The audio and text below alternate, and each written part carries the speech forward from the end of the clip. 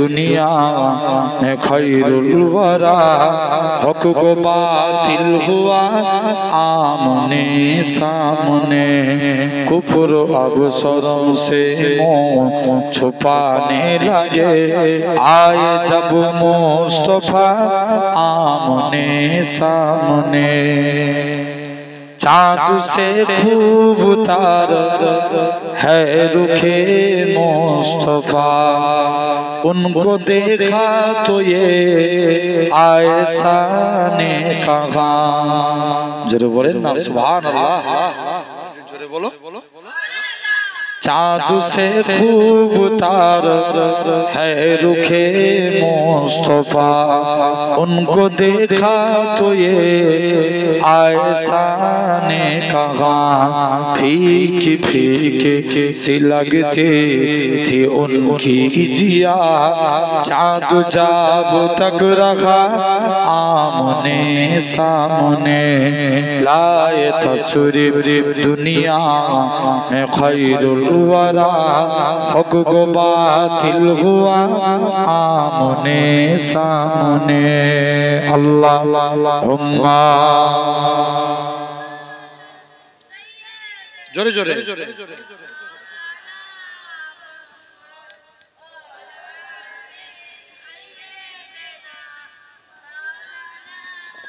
कुफर ने फिर उठाया फितना नया है नबी तो करे चाँद टुकुरे जरा कुफर ने फिर उठाया फितना नया है नबी तो करे चाँद टुकुरे जरा देखते देखते चाँद साफ हो गया जब नबी ने कहा आमने सामने जोरे बोलो ना আর একটু জোরে হবে না लाए तस्वीर दुनिया में खैरुल वरा हक को बातिल हुआ आमने सामने कत्ल का जब उमर ने इरादा किया जज्बाए शौक आर कम के घोर ले गया कत्ल का जब उमर ने इरादा किया जज्बाए शौक आर कम के घोर ले गया देखते ही जमाले रुखे मुस्तफा दिल से कलमा परा आमने सामने अल्लाहुम्मा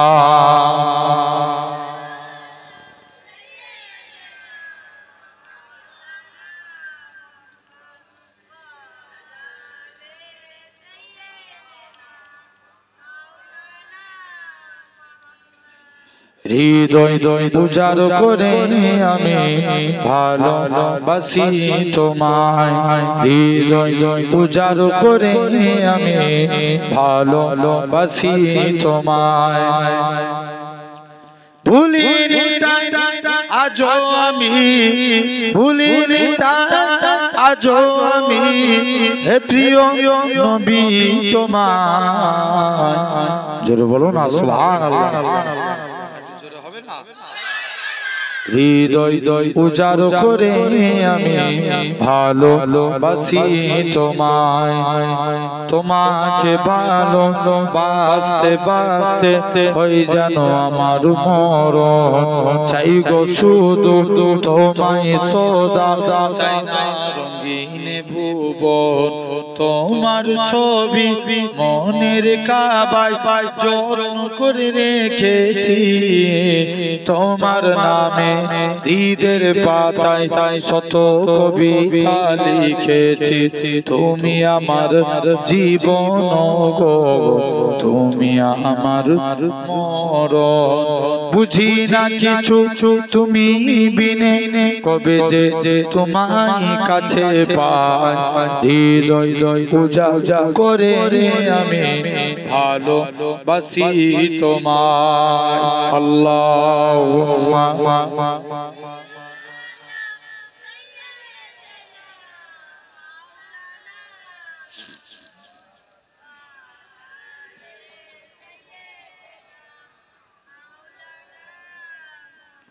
আমি যদি হতাম মদিনার বুলবুলি উড়ে উড়ে দেখিতাম মদিনার উলি গুলি। জোরে বলো না, একটু জোরে হবে না, একটু ডিসটেন্স দূর থেকে করে রাখবে। আমি যদি হতাম মদিনার বুলবুলি উড়ে উড়ে দেখিতাম মদিনার উলি গুলি। শুনতাম মসজিদে নববীর মধুর আজান, সুরে সুরে উড়তাম মদিনার আসমান। জোরে বলো না। শুনতাম মসজিদে নববীর মধুর আজান, সুরে সুরে উড়তাম মদিনার আসমান, মদিনার আসমান। ডানা মেলে সাফ করিতাম মিম্বরের বালি, উড়ে উড়ে দেখিতাম মদিনার উলি গুলি। আমি যদি হতাম মদিনার বুলবুলি উড়ে উড়ে দেখিতাম মদিনার উলি গুলি। হৃদয় শীতল করা সেই মদিনার বাতাস, মুছে যাবে মনের জ্বালা পেলে সুভাষ। হৃদয় শীতল করা সেই মদিনার বাতাস, মুছে যাবে মনের জ্বালা পেলে সুবাস, পেলে সুবাস। মিটবে পিপাসা দেখিলে রোজার জালি, উড়ে উড়ে দেখিতাম মদিনার উলি গুলি। আমি যদি হতাম মদিনার বুলবুলি উড়ে উড়ে দেখিতাম মদিনার উলি গুলি। আল্লাহুম্মা। এই বক্সটা একটু কানে লাগছে।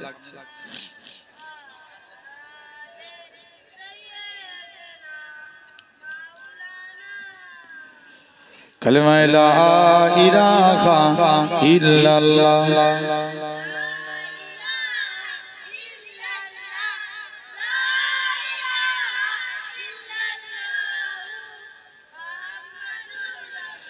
লা মাকসুদা ইল্লাল্লাহ, লা মাওজুদা ইল্লাল্লাহ, লা মাকসুদা ইল্লাল্লাহ, লা মাওজুদা ইল্লাল্লাহ, লা মাতলুবা ইল্লাল্লাহ, লা মাহবুবা ইল্লাল্লাহ, লা ইলাহা। বক্সটা একটু ঘুরিয়ে দাও।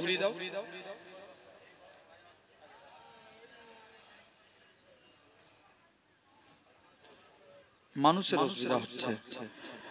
লা রহমানু ইল্লাল্লাহ, লা রাহিমু ইল্লাল্লাহ, লা রহমানু ইল্লাল্লাহ, লা রাহিমু ইল্লাল্লাহ, লা গাফফারু ইল্লাল্লাহ, লা গাফুরু ইল্লাল্লাহ, লা ইলাহা।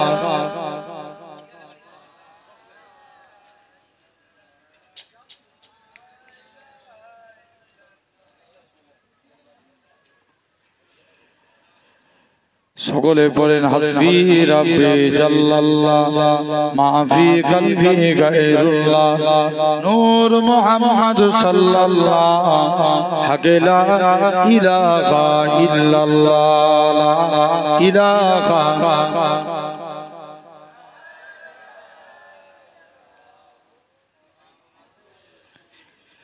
قال الله تعالى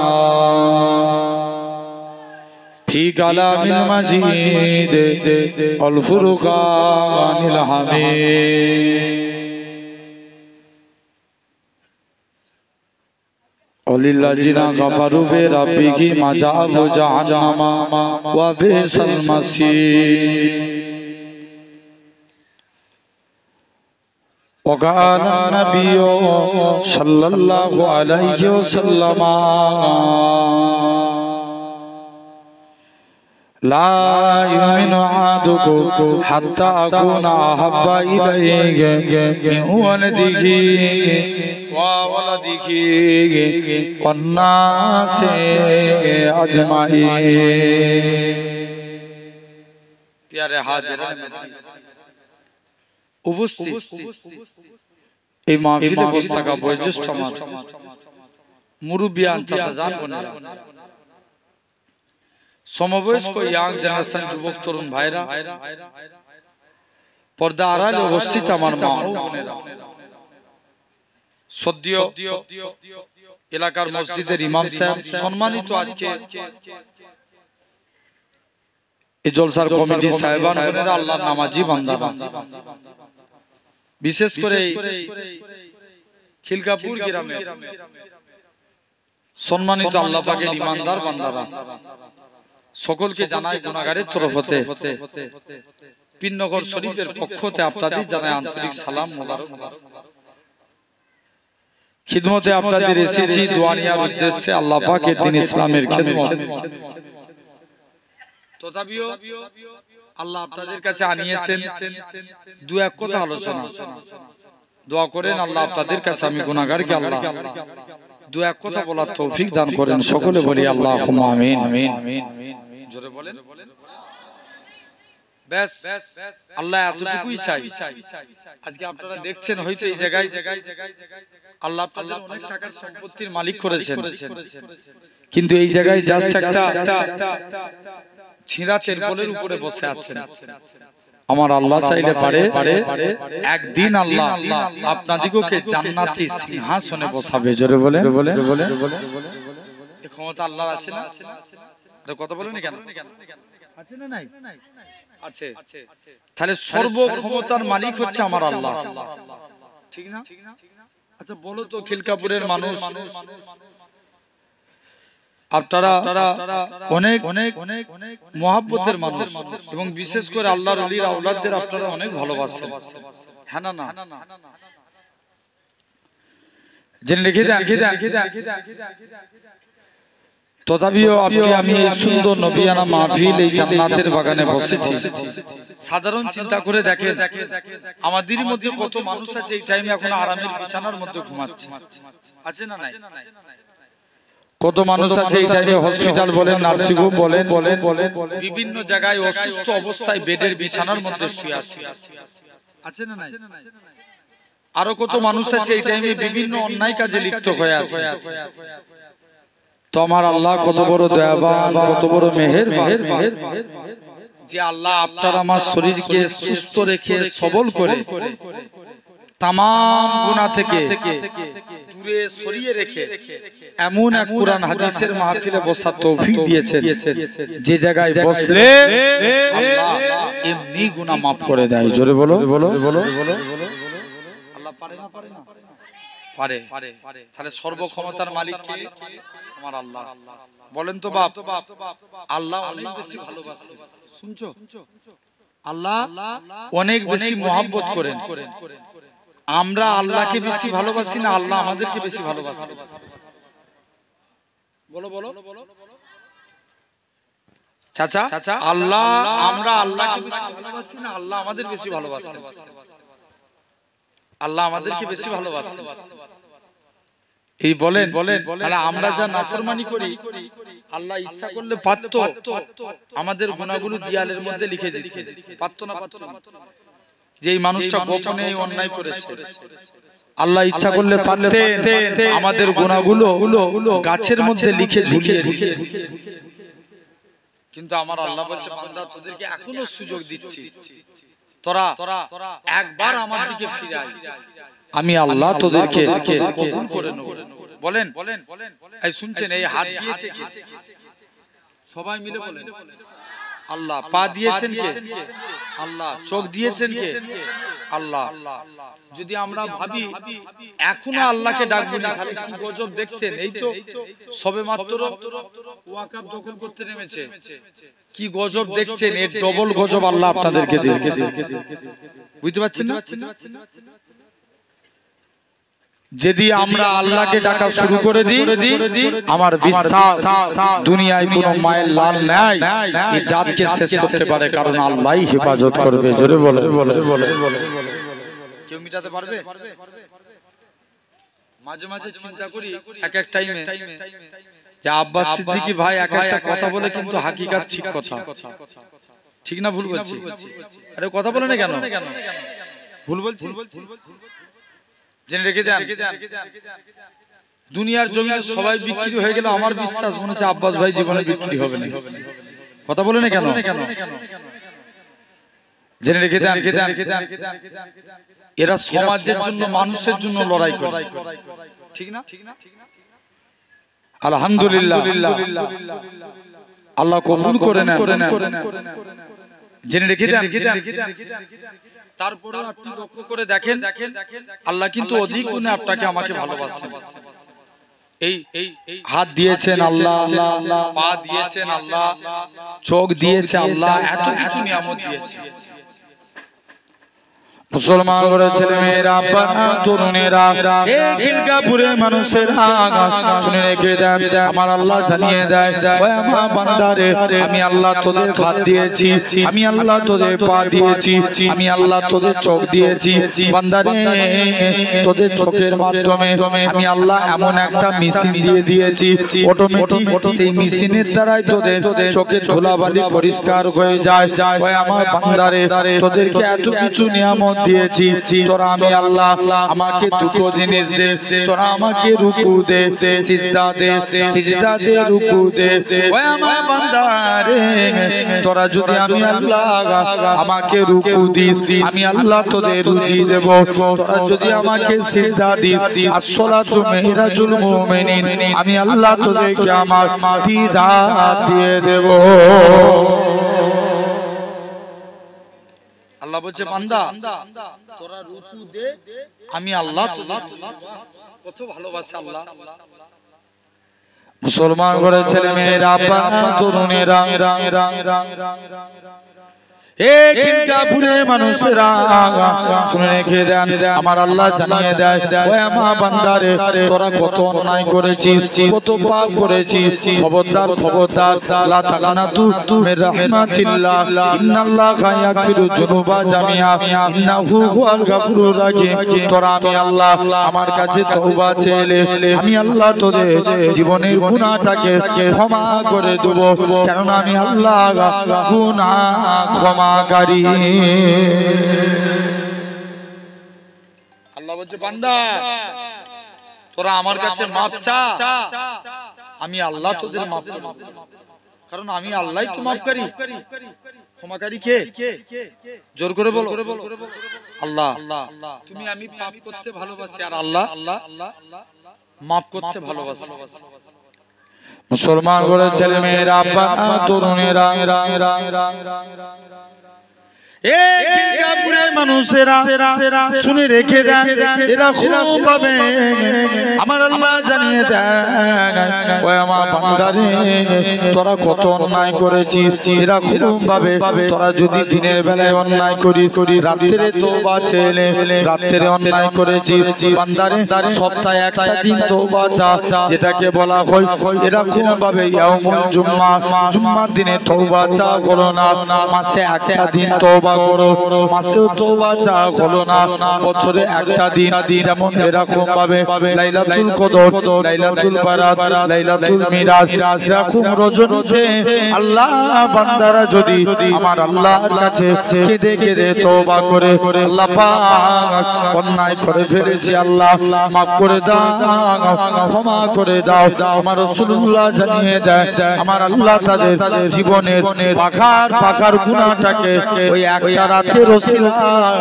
আমার আল্লাহ ক্ষমা করে দিবে।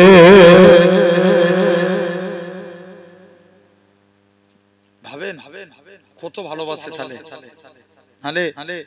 চিন্তা করে দেখো আল্লাহ, আমরা যা নাফরমানি করি আমাদের রিজিক বন্ধ করে দিতে পারত আল্লাহ। নামাজ কি আল্লাহর ফরজ না সুন্নত না? কি বলেন? নামাজ কি 5 ওয়াক্ত নামাজ ফরজ, কিন্তু অনেক মানুষ আছে 5 ওয়াক্ত নামাজই পড়ে না। ভুল বলছি? এটা আল্লাহ নাফরমানি করেনি? আরে কথা বলেন। হ্যাঁ না আল্লাহ নাফরমানি করছে, কিন্তু তারপরেও আল্লাহ তোমাকে রিজেক্ট দিচ্ছে। বান্দা তুই একবার ফিরে আয় আমার দিকে, কত ভালোবাসে। এক আল্লাহর কত নাম বলেন তো? ঠিক বলেছো, কোনটা? 99টা।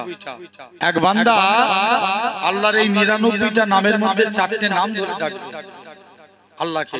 ইয়া আল্লাহ, ইয়া রহমান, ইয়া হান্নান, ইয়া মান্নান। কি হলো রে বান্দা, তুই ডাকছিস কেন? আল্লাহ আমি জাহান্নামের ভিতরে জ্বলছি, আল্লাহ আমার এই শরীরে জাহান্নামের কষ্ট সহ্য করতে পারবো না। শুনছেন বাপেরা, মন দিয়ে কথাটা শুনেন। আল্লাহ আমি জাহান্নামের যে আগুন, বলেন তো যারা এই এখন নাই আলহামদুলিল্লাহ, এই যে সন্ধ্যের আগে এই জলসার আগে একটু পানি হলো, এটা কি আমরা নারাজ? পানি কার? আল্লাহর রহমত। যখন দেখবেন আল্লাহর রহমত বান্দাদের উপরে হয় পানি হয়। হ্যাঁ না জোর করে বলো। কিন্তু হয়তো অনেকে আমরা ভাবতে পারি যে আল্লাহ আমাদের জলসার দিনই পানি হলো, এই ভাবনাগুলো ভুল। কারণ আল্লাহ যেটা নসিবে রাখবে সেটাই ঠিক না? আরে কথা বলেন, জেনে রেখে দাও। তো এরকম ভাবে বান্দা আল্লাহর নাম ধরে ধরে ডাকছে, ইয়া আল্লাহ, ইয়া রহমান, ইয়া হান্নান, ইয়া মান্নান। আবার কি হলো, ডাকছিস কেন? আল্লাহ আমি জাহান্নামের ভিতরে জ্বলছি, আমার এই শরীরে। এন্ড কথা বলছো কেন? চুপ করো। জেনে রেখে দাও। আল্লাহ বলছে যা, তোকে জাহান্নামী, তুই আজকে জাহান্নামে চলে যা। আল্লাহ জাহান্নামের ভিতরে জ্বলছি, জানবেন এখন পানি হয়ে ঠান্ডা হয়ে গেছে। কদিন আগে দুনিয়া কত গরম ছিল, রাস্তা দিয়ে বাইক চালালে মনে হচ্ছে রোদের আগুনের ফোয়ারা মুখে লাগছে, না মনে হচ্ছিল তো? কিন্তু দেখেন আবার দুনিয়ায় যুবক, তুমি সাধারণ চিন্তা করো, এসি চালিয়ে তুমি বাড়ি ঠান্ডা করবে, যতটুকু এসি চলবে তোমার বাড়ি ঠান্ডা। এসি বন্ধ করে দিলে বাড়ি আবার গরম। কিন্তু আমার আল্লাহ যদি এই যে এক নিমিষ, হয়তো আপনাদের এইদিকে পানি, অন্যদিকে পানি হয়নি, দেখলাম, কিন্তু বলেন এই যে এক নিমিষ পানি হলো, দেখেন গোটা পৃথিবীটা শীতল হয়ে গেল। এটা কিন্তু আল্লাহর দয়া, জেনে রাখবেন। এরকম ভাবে বান্দা বলছে আল্লাহ, যারা মায়েরা চুলোতে রান্না করে, এদেরকে জিজ্ঞেস করে দেখবেন গরমকালে চুলোতে কত কষ্ট হয়। দুনিয়ার আগুনের থেকে 70 গুণ আগুনের পার বেশি হবে জাহান্নামের আগুন। বান্দা জিজ্ঞেস করবে যে আল্লাহ আমার এই শরীরে জাহান্নামের কষ্ট আল্লাহ আমি সহ্য করতে পারবো না, কি চাস? আল্লাহ আমি জাহান্নামের ভিতরে একটা গাছ আছে, গাছে বসতে চাই। আল্লাহ বলবে যা, তাই করে দিলাম। আর ডাকবি? হ্যাঁ আল্লাহ আবার ডাকবো, কি চাস? জাহান্নামের গেটে বসতে চাই, যা, তাই করে দিলাম। আর ডাকবি? হ্যাঁ আল্লাহ আবার ডাকবো, কি চাস? জান্নাত জাহান্নামের মাঝখানে বসতে চাই। আর ডাকবি? হ্যাঁ আল্লাহ আবার ডাকবো, আবার ডাকছে, কি চাস? আল্লাহ জান্নাতের গেটের কাছে বসতে চাই। জোরে বলো। সুবহানাল্লাহ বলবো। একটা খাবার পার বেশি না মোটর পার বেশি? মোটর পার বেশি।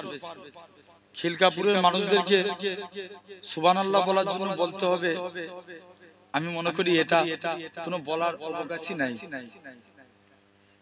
কারণ জেনে রেখে দেন, এই খাবার থেকে মোটর পার বেশি।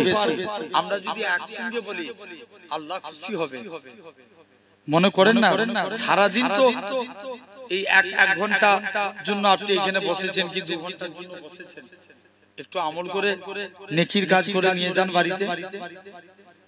জেনে রেখে দেন বান্দা জাহান্নামের আগুনেও জ্বলছে। আল্লাহ আবার জিজ্ঞেস করছে, তোকে তো জান্নাতের গেটের কাছে বসালাম, আর ডাকবি না? আল্লাহ আর তোমায় ডাকবো না। বান্দা আবার ডাকছে, ইয়া আল্লাহ, ইয়া রহমান। আবার কি হলো? আল্লাহ একবার কি জান্নাতের গেটের কাছে যেতে পারবো না? জোরে বলবে না? আল্লাহ বলবে যা, তোর জন্য জান্নাতের দরজাও খুলে দিলাম। আর ডাকবি?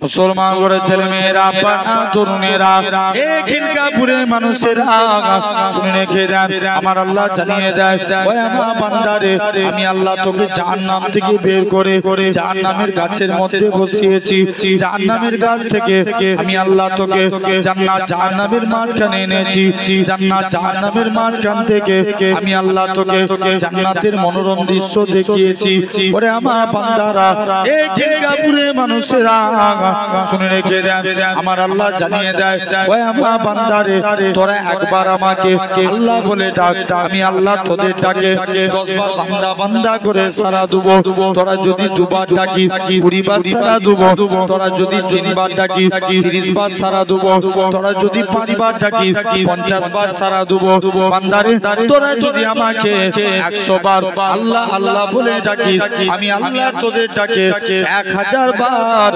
বান্দা বান্দা বলে সারা দেব শুধু তাই নয় আমার আল্লাহ জানিয়ে দেয় ওই আমার বান্দারে আমি আল্লাহ তোকে জাহান্নাম থেকে বের করে জাহান্নামের গাছের মধ্যে বসিয়েছি জাহান্নামের গাছ থেকে আমি আল্লাহ তোকে জান্নাত জাহান্নামের মাঝখানে এনেছি জান্নাত জাহান্নামের মাঝখান থেকে আমি আল্লাহ তোকে জান্নাতের গেটে এনেছি ওই আমার বান্দারে আর আমি আল্লাহ কি পারি না তোর জীবনের পাখার পাখার গুনাহটাকে আমি আল্লাহ কি ক্ষমা করতে পারি না চলে যা বান্দা চলে যা আমি আল্লাহ তোর জীবনের পাখার পাখার গুনাহটাকে ক্ষমা করে দিয়ে আমি আল্লাহ তোকে আমার রহমতের দয়ার জান্নাত দিয়ে দিলাম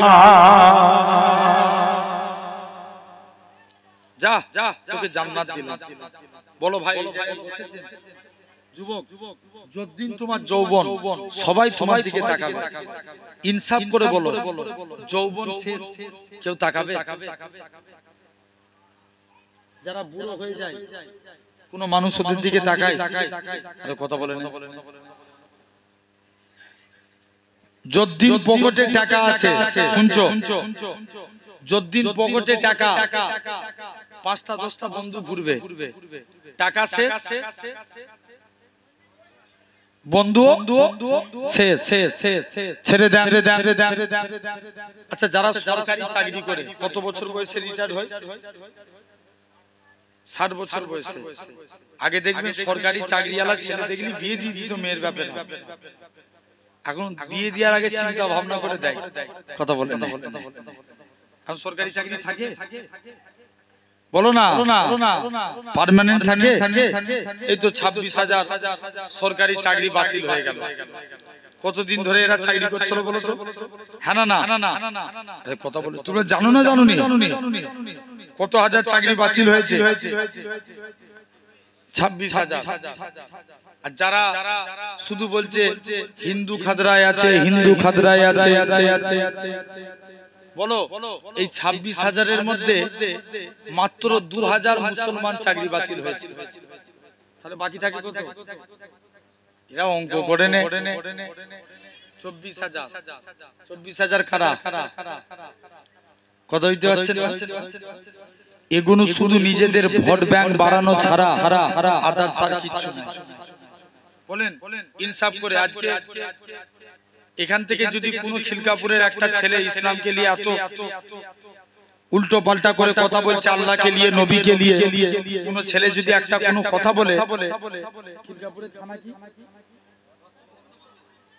পরের দিন দেখবেন দত্তপুকুর থানা থেকে আপনাকে ফোন করবে তুমি একটু থানায় দেখা করে যাও ভুল বলছি অথচ দেখে এই আর বাংলার যে এডিটর কি নাম ময়ূক রঞ্জন এই ময়ূক রঞ্জন সমাজ বিরোধীমূলক কথা বলছে শুভেন্দু অধিকারী সমাজ বিরোধীমূলক কথা বলছে ভাটপাড়া আপনার এলাকায় তো কাছাকাছি অর্জুন সিং সমাজ বিরোধীমূলক কথা বলে সুমন্ত মজুমদার কথা বলে কিন্তু বলে আমার রাজ্যের সরকার কিন্তু চুপ কথা বলে আরে জোর করে বলো না ভাই ভুল বলছি আমি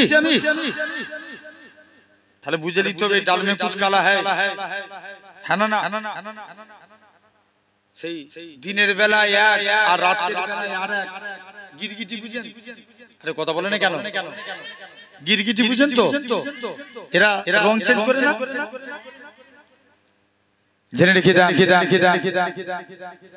হয়তো আমার কাছে বলার উদ্দেশ্য কিছুদিন আগে, 2 সপ্তাহ আগে দেখেন এখন কিন্তু ওই একটা আন্দোলনের জন্য সব আন্দোলন বন্ধ হয়ে গেল। কিছু কিছু আবার আমাদের মুসলিমের বড় বড় নেতারা তারা আবার এখন বক্তব্য দিচ্ছে যে আগামী 3 দিন 4 দিনের জন্য কোনো আন্দোলন চলবে না। বুঝছো না? এগুলো তো সব প্ল্যান মাফিক কাজ। কথা বলেন, এই জোরে বলো, জেনে রেখে দেন ভাইরা, আব্বারা, তরুণেরা। এই 1 সপ্তাহ 2 সপ্তাহ আগে বেশ একটা আন্দোলন হচ্ছিল, ভালো হচ্ছিল না খারাপ হচ্ছিল? আমরা ভাবলাম হয়তো যাক মানুষরা সব আন্দোলন করছে, কিছু একটা হবে। দিকে দিকে জমায়েত করে আন্দোলন করছিল। আমি বেশ কিছুদিন আগে বলেছিলাম মুসলমান হচ্ছে মুচুকে মুসলমান, এদের জজ থাকে 1 সপ্তাহ। কথা বললেন না? কত সপ্তাহ? 1 সপ্তাহ পর দেখো আরে আন্দোলন করতে হলে তুমি পারবে, তুমি যাও। শিখেদের মধ্যে তারা 2% তারা যদি কৃষক বিল প্রত্যাহার করে দেখাতে পারে তোমরা আন্দোলনের উপর আন্দোলন করো। ওই সেই বিড়ালের মতন আন্দোলন করে লাভ হবে? আরে কথা বলেন। অবশ্যই আবু বকরের সুন্নাত পালন করতে হয়, কিন্তু মাঝে মাঝে ওমর হওয়ার দরকার আছে না নাই? আছে না? তাহলে নবীর ব্যাপারে কেউ কথা বললে ওমরের তরবারি আগে উঠে দাঁড়াতো। আচ্ছা বলো তো, ওমর কি ভুল করেছে? ওমর ভুল করে না। যদি ওমর ভুল করতো তাহলে নবী কখনোই বলতো না যে আমার পরে যদি কেউ নবী হয় তুমি নবী হতো। বলতো? কোনোদিন বলতো না। আসেন ভাইরা, আব্বারা, তরুণেরা, এই অ্যাকচুয়ালি ওয়াকফ বিলটা কি? এটা হলো আমাদের পূর্বপুরুষের সম্পত্তি। মনে করেন আপনার এই খিলকাপুরে বা এলাকায় মসজিদ থাকে, তো কেউ ধরেন মসজিদের জন্য জায়গা দান করলো, এটা ওয়াকফ সম্পত্তি হয়ে গেল। এখন এতদিন ছিল এটা নিজস্ব ক্ষমতায়, সরকার এটাকে চালাকি করে সরকারি আওতায় আনতে চাইছে। কি এরা আবার আমরা মুসলমানদের ভালো করব। এখন বলো, যে সরকার রাস্তায় নামাজ পড়লে পুলিশ দিয়ে মেরে ঠেঙিয়ে তুলে দেয়, এই মুসলমানদের কতটা ভালো করবে আর জানতে বাকি আছে? কথা বলে না কেন? এই বিলটা পাস হওয়ার সাথে সাথে শুনছো, এই বিলটা পাস হওয়ার সাথে সাথে উত্তরখণ্ডে এভিডেন্সের সঙ্গে কথা বলছি। সামনের দিকে আগে আসে, পিছনে বসার জায়গা হচ্ছে না। একটু ফাঁকা জায়গা ভাই, একটু চলে আসুন না। আগে চলে আসে। একবার দরুদ শরীফ আল্লাহুম্মা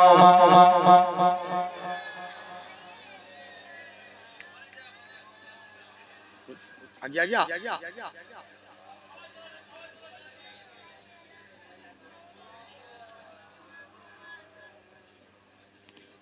শুনেন, মন দিয়ে কথাটা শুনেন। এই শুনছেন বাপ? তাহলে এভিডেন্সের সঙ্গে কথা বলছি। যেদিন না হালকা না দিয়ে লাগলে গলা বসিয়ে দিবে আবার। একটু শুনেন। তো এরকম ভাবে দেখেন উত্তরখণ্ডে এই বিল পাস হওয়ার সাথে সাথে 136টা মাদ্রাসাকে বন্ধ করা হয়েছে। 136। শুধু তাই নয়, লক্ষ্য করে দেখেন বুলডোজার দিয়ে একটা কবরস্থানকে ভেঙে দেওয়া হয়েছে। মনে করেন এই আইন যদি চালু হয়ে যায় কেমন সিস্টেম করবে জানেন? আমার ধারণা মতে, এটা আমি ব্যক্তিগত মত, কি আপনার এলাকার মসজিদ এখন সরকার বললো যেহেতু এটা সরকারের আন্ডারে চলে গেছে, মানে জায়গা সরকার বলবে ঠিক আছে তোমাদের মসজিদ ভাঙবনি, তোমরা নামাজ পড়ো, তবে বছরে 1 লাখ টাকা ভাড়া দিতে হবে। কত বললাম? 1 লাখ টাকা। এখন বলো গ্রামের খেটে খাওয়া মানুষ এরা কি ভাববে বলো তো? 7,000 টাকা দিয়ে মসজিদে ইমাম সাহেব রাখতে অনেক এলাকার কষ্ট হয়ে যায়। হ্যাঁ না, বাস্তব কথা বলছি ভাই, কষ্ট হয় না?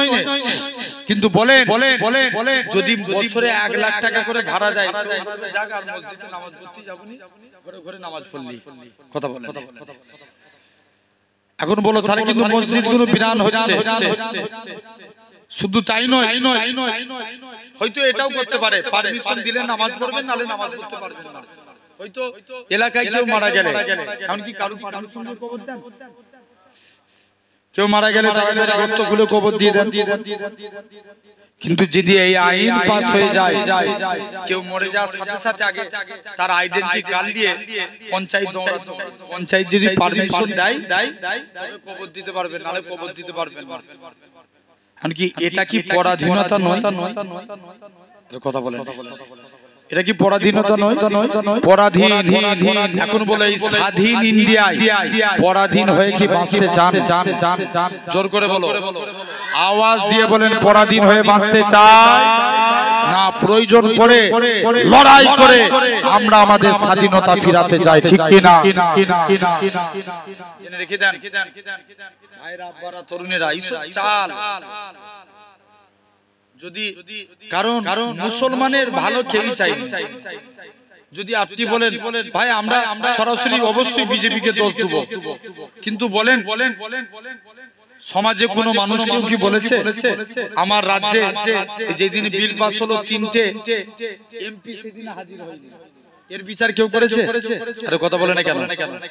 একবার আন্দোলনে বলে না যে আমার রাজ্যের এমপি 3টে এমপি কেন হাজির থাকেন, জবাব দিতে হবে। এটা তো আমাদের ভোট দিয়ে জিতেছে, ঠিক না ভুল? আমরা ভোট দিয়ে জিতিয়েছি, তোমাদেরকে বলার অধিকার আছে না? বাহানা দেখাচ্ছে, কে শুটিং এর বাহানা দেখাচ্ছে, কথা বলেন। এই জোর করে, তাহলে এরা কি দোষী নয়? আরে কথা বলেন, অবশ্যই দোষী। জেনে রেখে দেন ভাইরা, আব্বারা, তরুণেরা, ভাই আমার চালাই তো সরকার না আল্লাহ, কথা বলেন। তোমার চালাই কে? আল্লাহ, রিজিকের মালিক আল্লাহ। কার উপরে ভরসা করে কথা বলতে হবে? হক কথা বলার দরকার আছে না নাই? জেনে রেখে দেন ভাইরা, আব্বারা, তরুণেরা, সব দেয়া যায়, কিন্তু কখনো মেরুদণ্ডকে বিক্রি করে দেয়া যায়? জেনে রেখে দেন ভাইরা, আব্বারা, তরুণেরা, খবরদার। আজকে লক্ষ্য করে দেখেন, চতুর্দিক যেদিকে তাকাবেন ইসলামকে একটা মেটানোর প্রচেষ্টা চলছে। হ্যাঁ না? জোর করে বলো, চলছে না? এই রমজান মাসে মালদা জেলায় কি ঘটলো দেখলেন না? কিছুদিন আগে এই মুর্শিদাবাদে যে হামলা হলো, মানে রাইট, শুনেছেন তো আপনারা? বেশ মিডিয়াগুলো উল্টো পাল্টা করে আমার জাতকে নিয়ে কথা বলছিল। যেই ধরা পড়ে গেল এই মুর্শিদাবাদ কাণ্ডে 3টে ব্যক্তি জড়িত, একটা বিজেপির নেতা, একটা আরএসএস নেতা, আর একটা পুলিশ অফিসার। পুরো মিডিয়াগুলো চুপ হয়ে গেল, কথা বলে। ভুল বললাম? জেনে রেখে দেন, এরা এই গদি মিডিয়াগুলো সমাজের 12টা বাজিয়ে। বিশ্বাস করেন আমাদের হিন্দুদের বিরুদ্ধে, হিন্দু ভাইদের বিরুদ্ধে আস্তাগফিরুল্লাহ একটা কোনো কথা বলি না আজও পর্যন্ত। আমার গোটা ইউটিউব করে দেখে নেবেন, আমার মিনিমামলি আমার আন্দাজ 10,000-এর উপর ভিডিও আছে। আমি একটা অ্যাপ্রোচ বললাম, অল টোটাল আমি 500 বছর ধরে ওয়াজ করছি, যা ভিডিও হয়েছে, যা ভিডিও বানিয়েছে, এক একটা ওয়াজের মাধ্যমে যেখানেই ওয়াজ করতে যায় 10টা 12টা করে মিডিয়া চলেছে। বলেন এই এত হাজার হাজার ভিডিও অন রেকর্ড আপনাদের সামনে কথা বলে যাচ্ছি। যদি কখনো উন্নত ধর্মের বিরুদ্ধে একটা কথা বলি, আপনারা যা শাস্তি দিবেন মাথা পেতে মেনে নেবেন। একটা দেখাতে পারবেন? আরে বলো না, দেখাতে পারবেন? আমার কথা বাদ দেন, অন্য কোন হুজুররাও অন্য ধর্মের বিরুদ্ধে কখনো কথা বলেছে? কথা বলে। কিন্তু দেখেন আমার কওমের মানুষ যেখানে অল্প, অন্য ধর্মের কিছু মানুষ আছে তাদেরকে দেখে টিচিং করছে, স্লেজিং করছে, আমাদের মাথায় ঢুকে দেখলে হিংসায় কলজে ফেটে যাচ্ছে একদম। কথা বলেন, ভুল বলছি না ঠিক বলছি? এমন তাদেরকে এই মিডিয়াগুলো করছে, কিন্তু বুঝেন আমরা আপনাদের বিরুদ্ধে নই, আমরা আমাদের অধিকার লড়াইয়ের অধিকার ছিনিয়ে নেওয়ার জন্য আমরা লড়াই করছি, ঠিক না ভুল? হ্যাঁ না না জেনে রেখে দেন ভাইরা আপনারা তরুণেরা, এই দক্ষিণ দিনাজপুরে সপ্তাহ 3 আগেকার কথা বলছি, আমার হিন্দু ভাইদের একটা দেবতার মূর্তির মাথা ভেঙে দিয়েছে, আর গ্রামের লোকেরা তাদেরকে ধরে খুব মেরেছে। লাস্টে গেলে তারা স্বীকার করেছে আমরা দুজনেই হিন্দু। ইনসাফ করে বলো, এরা যদি ধরা না পড়তো এই 10টা চাপতো কাদের ঘাড়ে? পুরো ক্লিয়ার হয়ে যাচ্ছে না? তাহলে জেনে রেখে দেন আমার ভাইরা আপনারা তরুণেরা, তাহলে খবরদার এই সমাজে দেখেন, তাহলে সবাই চায় ইসলাম মিটে যাক, সবাই চায়। তাই তো আমার এখন আবার আরএসএস প্ল্যান করেছে, দেখবেন এখন সব অনলাইনে হয়, বিয়ে অনলাইনে হয়ে যাচ্ছে। কথা বলেন, একদম বাস্তব কথা বলছি ভাই, এখন বিবাহ অনলাইনে হচ্ছে। কদিন আগে একটা ছেলে আমাকে ফোন করেছে, ভাইজান আমি একটা মেয়েকে ভালোবাসি, তো তাকে ফোনে বলেছে আমি তোমাকে বিয়ে করছি, তুমি কি কবুল? মেয়েটা 3 বার বল দিয়েছে কবুল কবুল কবুল। তাহলে কি বিয়ে হয়ে গেল? জোর করে বলো। আমি ওকে বললাম তুমি যদি এরপরে মেয়েটার সঙ্গে কথা বলো তোমার হারাম হবে। বলছে কেন? শুনেন, আমি কিতাবুন নিকাহ পড়েছি, মিসকাতুল মাসাবি এবং ফিকহার কিতাব। এই নিকার মশলা এসেছে ইজাব কবুল হলো বিবাহের জন্য ফরজ। কথা বলতে হবে কি ফরজ? ইজাব কবুল। ইজাব কবুল মানে বুঝতে পারছেন কোনটা? যে বলে না যে অমুকের পুত্র অমুক বাদ যে ওর এত টাকা দিন মোহরের পরিবর্তে তোমাকে বিবাহ করতে এসেছে, তুমি যদি রাজি হও এই সাক্ষীদের সম্মুখে আমাকে তোমার বিবাহের উপাধি যুক্ত করো। বলা হয় না? হয়। এটার নাম ইজাব। আবার যে মেয়ে দেখবেন কবুল বলে যায়, মেয়ে কি বলে? কবুল। আবার ওখান থেকে উকিল যে ছেলের কাছে যায়, মনি সাহেবের কাছে যে বলে, ছেলেও বলে কবুল। এটা হলো ফরজ। কিন্তু কজন সাক্ষীর উপস্থিতি বললাম? 2 জন সাক্ষীর উপস্থিতি। এই 2 জন সাক্ষী না থাকলে বিবাহ শুদ্ধ হবে না। আর দিনমোহর হলো বিবাহের জন্য ওয়াজিব। তাহলে বিবাহের জন্য আসেন এরকম ভাবে দেখবেন এখন অনলাইনেও প্রেম হয়। সবাই ফেসবুক ইউজ করে না? একটা ছেলে মেয়ের আইডি দেখে খুব ইন্টার মেসেজ করছে, লাস্টে গেলে খবর পেয়েছে এটা ছেলের আইডি। কত দিচ্ছি জেনে রেখে দাও। শুধু তাই নয়, আরএসএস এর চক্রান্ত, তারা এরকম ফেক আইডি বানিয়ে মুসলমান মেয়েদেরকে প্রেমের প্রস্তাবে ফাঁসি দিচ্ছে। শুনছো তো আমার কথা? কিছুদিন আগে একটা ভিডিও দেখছিলাম, একটা মেয়ে পোস্ট করেছে যে আমি মুসলমান ধর্মে ছিলাম, অন্য ধর্মের ছেলেকে প্রেম করে বিয়ে করেছি, অন্য ধর্ম অবলম্বন করলাম, এর জন্য তোমরা কেউ কিছু বলবে না, আমি অনেক হ্যাপি আছি। ভালো জিনিস তুই বেরিয়ে জানা, তোকে ইসলাম 1 পয়সা মর্যাদা দেয়নি। কিছুদিন পর মেয়েটা আবার পোস্ট করছে আমি অনেক কষ্টের মধ্যে আছি, তোমরা আমাকে বাঁচাও। তার মানে মেয়েটার লাইফ বরবাদ হয়ে গেল। শুনছো না? জেনে রেখে দাও, এরকম চেষ্টা চালাচ্ছে এই জাতকে মেটানোর জন্য। ভাইরা আপনারা তরুণেরা খবরদার। তাহলে আমার মায়েদেরকে আমার বোনেদেরকে বলার অধিকার আছে না নাই? যে খবরদার এরকম খপ্পরে পড়বে না, বাপ মা যাকে যাকে বিয়ে দিবে তাকে বিয়ে করবে। বলো ইনশাআল্লাহ। থাকতে পারে তোমার পছন্দ, তুমি তোমার ফ্যামিলিকে প্রটেস্ট করো। শুনছেন না আমার কথা? ফ্যামিলিকে প্রটেস্ট করো, তারা রাজি করিয়ে তুমি তাকে বিবাহ করো। জেনে রেখে দাও আব্বারা তরুণেরা।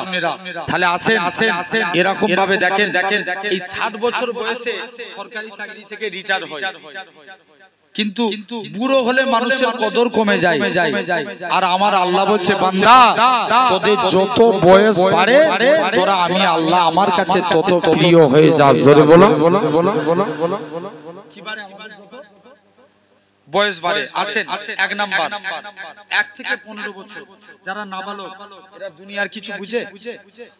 এদের নামে গুনাহ হবে? গুনাহ হবে না। নবী বলছেন কোন ব্যক্তি যদি সাবালক হওয়ার 1 মিনিট আগে মারা যায়, আল্লাহ তাকে বিনা হিসাবে জান্নাত দিবে। জোরে বলো সুবহানাল্লাহ, আরো জোরে। 2 নাম্বার 15 থেকে 40। কত বললাম? যত মারামারি, যত কাটাকাটি, পরের গিবত গিল্লা, হিংসা, পরের মেরে লিয়া, সব এই 15 থেকে 40 বছর বয়সে। বললাম আছে না নাই? বলেন বলেন বলেন। আমার সমাজে এখন দেখবেন, শুনছো, নবী বলছে 3 শ্রেণীর ব্যক্তি জান্নাতি। আচ্ছা বলেন তো ভাই, আমার সমাজে এখন বিচার ঠিক হয়? কথা বলেন। টাকা যেদিকে, জোর করে বলো, বিচার সেদিকে, টাকা যেদিকে বিচার সেদিকে। দেখবেন আমার সমাজ এখন, হযরতে ওমর একদিন একটা ঘোড়া কিনেছেন ইহুদির কাছ থেকে। ইহুদিকে টাকা দিয়ে দিয়েছে, ওমর ঘোড়া কিনে নিয়ে চলে এসেছে। শুনছো, মন দিয়ে শুনো না। ওমর ঘোড়া কিনে নিয়ে চলে এসেছে, ঘোড়াটা নিয়েছি জমিনায় পড়ে গেছে। ওমর ইহুদির কাছে গেছে, ইহুদি আমার টাকা ফেরত দাও, তুমি তোমার ঘোড়া লাও। আমি ঘোড়া লুবনি, এই ঘোড়া শুধু জমিনায় পড়ে যাচ্ছে। ইহুদি বলছে ওমর টাকা আমি নিয়েছি, ঘোড়া দিয়ে দিয়েছি, এখন টাকা আমার, ঘোড়া তোমার। তোমার বিচার হবে, দাঁড়াও ব্যবস্থা করছি। কে? ওমর ছিল খলিফা। বিচার করবে কে? ওমরের আন্ডারে থাকা বিশিষ্ট তাবিঈ কাজী সুরাই। ওমর বলছে এখন বলো বিচারের রায় কার দিকে যাবে? কথা বলে হ্যাঁ? না না, ওমরের দিকে যাবে না ইহুদির দিকে? তোমাদেরকে আমি করে বুঝাবো। ওমরের আন্ডারে কাজ করে যদি আমার সমাজে হতো, বিচার কার দিকে যেত? হ্যাঁ এক্স্যাক্টলি এটা। তাহলে বিচারের রায় হবে, ইহুদিও বুঝতে পারছে বিচারের রায় যাবে। ওমরের আন্ডারে কাজ করছে মানে বিচারের রায় কার দিকে দিবে? ওমরের দিকে। কাজী সুরাই থেকে কথা শুনলেন, শুনে বলছে ওমর আজকে বিচার করব, বিচারের রায় আপনার বিপক্ষে যাবে। যেহেতু ঘোড়া আপনি কিনে নিয়েছেন মানে ঘোড়া আপনার, টাকা ইহুদি। ওমর বলছে চলে গেলেন রাজ দরবারে, যে বলছে যা কাজী সুরাই সঠিক বিচার করেছে, আমি ওমর এর প্রমোশন আরেকটু বাড়িয়ে দিলাম। জোরে বলো। এক্স্যাক্টলি যদি এটা আমার সমাজে হতো, দেখবেন এরকম হক বিচার যদি কেউ একবার করে দেয়, পরের দিন সে জেলের ঘানি টানবে। কথা বলেন, আমি ভুল বলছি? জেনে রেখে যান, বাস্তব ভাই। আসেন মিলিয়ে নেন যুবক। তাহলে নবী বলছেন 3 শ্রেণীর ব্যক্তি জান্নাতি। 1 নাম্বার যে ন্যায়পরায়ণ নেতা। ওমরে ফারুকের জামানায় আবু সাঈদ বলে নবীর একজন সাহাবী ছিলেন। তার ব্যাপারে তার এলাকার মানুষরা 3টে নালিশ করলো, হুজুর আবু সাঈদ যখনই আসে লেট করে আসে। 2 নাম্বার আবু সাঈদ সপ্তাহে একটা দিন করে কামাই করে। 3 নাম্বার আবু সাঈদ সন্ধ্যার পর কারণ বিচার করে না। ওমরে ফারুক আবু সাঈদকে ডেকে পাঠালেন। মুসলমান করে ছেলে মেয়েরা, তরুণেরা, এই খিলগাপুরে মানুষেরা শুনে রেখে দেন। হযরত ওমর বলে ভাই আবু সাঈদ বলো তো দেখি, তোমার এলাকার মানুষেরা তোমার বিরুদ্ধে 3টে বিষয়ে নালিশ করেছে, বলো তো দেখি কি কারণে তুমি প্রতিদিন রাজ দরবারে আসতে লেট করো কেন? হযরত আবু সাঈদ বলে ভাই ওমর শুনে রেখে দাও, আমি আবু সাঈদ জানিয়ে দিলাম, আমি আবু সাঈদ বলে দিলাম, কেননা আমার স্ত্রী বাড়িতে একা মানুষ, স্ত্রীর সাথে মাঝে মাঝে আমি কাজে সহায়তা করি, এই জন্য আমার রাজ দরবারে আসতে লেট হয়ে যায়। তবে 2 নম্বর কারণ, তুমি সপ্তাহে একটা দিন করে কেন কামাই করো? ইহুদি খানা বলতে লাগে এরকম ভাবে।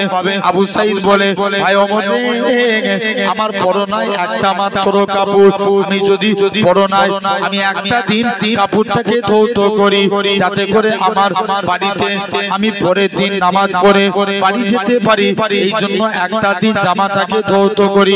এটা হলো একটা দিন কামাই করি। 3 নাম্বার কারণ, আমি সন্ধ্যার পরে কারুর বিচার করি না, কেননা আল্লাহ নবী জানিয়েছে তোমরা তাড়াতাড়ি করে ঈশার নামাজ পড়ে ঘুমিয়ে পড়ো, গভীর রজনীতে উঠে তাহাজ্জুদের নামাজ পড়ো। আমি আবু সাঈদ রাসূলুল্লাহর এই আমল খানা করি।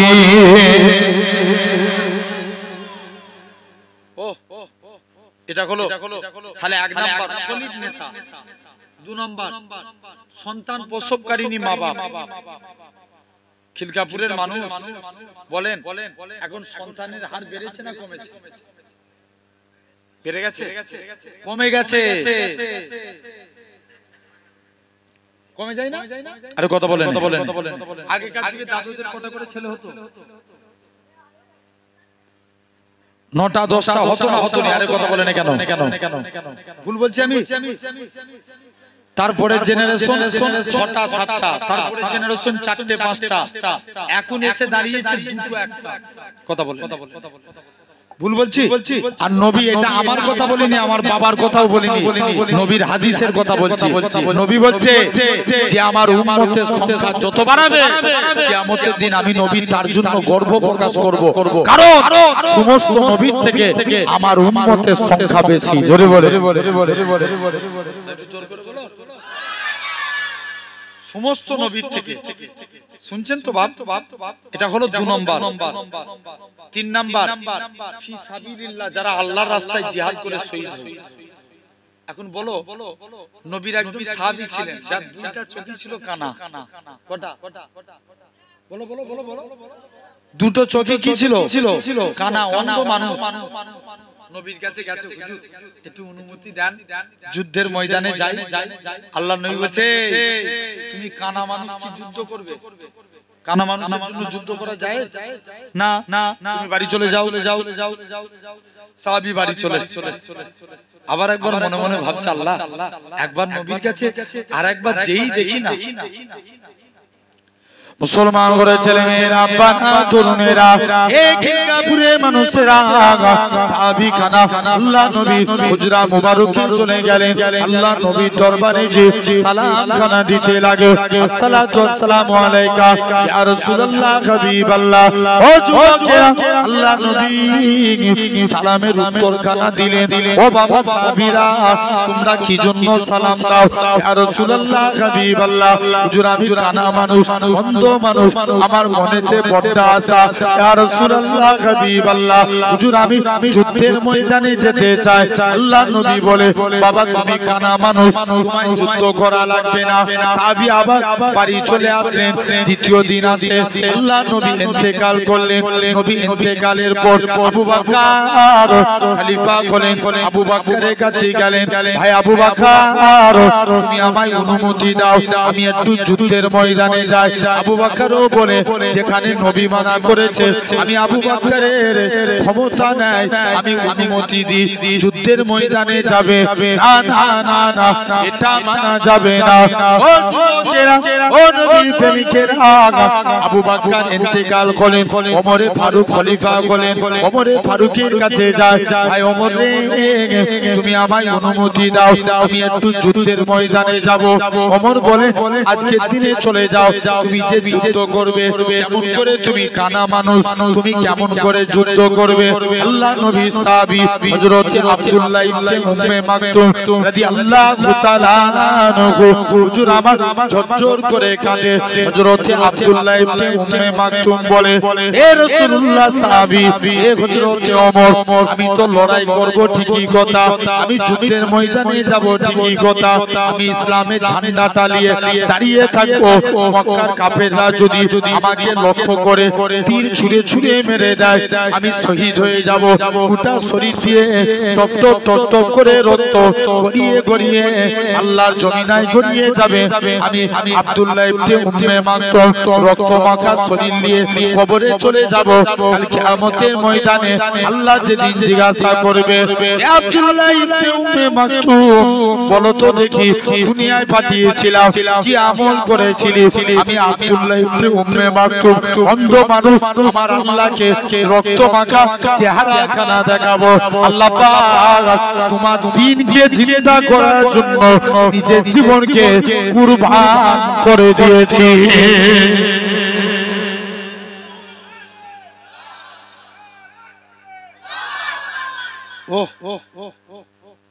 কি ঈমান শুনছেন বাপেরা শুনছেন নবী একদিন মিশরে কবর জিয়ারত করতে গেছে কবর জিয়ারত করছেন একটা কবর থেকে নবী শুনতে পাচ্ছে জান্নাতি খুশবু জোরে বলো কোথায় জায়গার নাম কি বললাম কথা বলেন মিশর নবী জিবরাইলকে জিজ্ঞেস করছে জিবরাইল এটা কার কবর এই কবর থেকে আমি নবী জান্নাতি সুবহান শুনতে পাচ্ছি জিবরাইল বলছে ইয়া রাসূলুল্লাহ হাবিবাল্লাহ এটা হলো ফেরাউনের দাসীর কবর জোরে বলবে না